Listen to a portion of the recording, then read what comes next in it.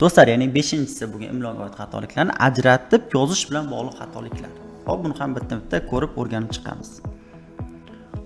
Har, kech, bir, u, bu, shu, o'sha, hamma kabi so'zlar doim, takrorlayman, doim ajratib yoziladi. Doim nima qilinar ekan? Ajratib yoziladi. Misol tariqasida har kim bu ajratib yoziladi. Bu yerda ajratib yoziladi. Hech narsa ajratib yoziladi.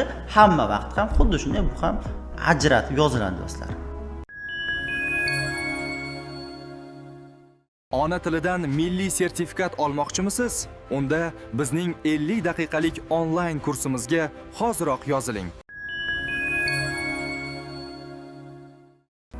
Xo'p, sifatning orttirma darajasi, ya'ni tim, jiqqa so'zlari har doim ajratib yoziladi. Masalan, tim qora yoki to'q sariq yoki och ko'k bilan misol tariqasida keltirdik. Bular doim ajratib yoziladi.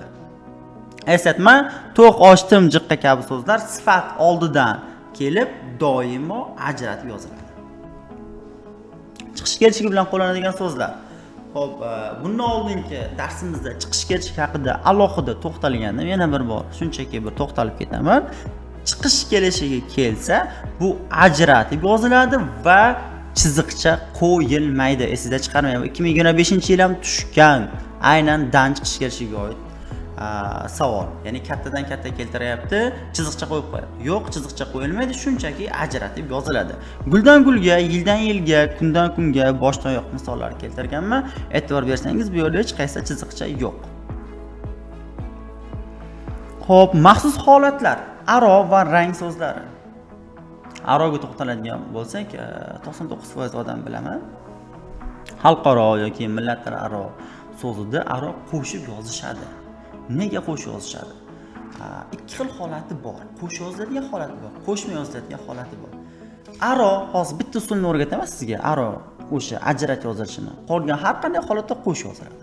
Aro so'zi agar ichida ma'nosida, ya'ni o'z mustaqil ma'nosida kelib, ichida so'zida teng kelsa, takrorlayman.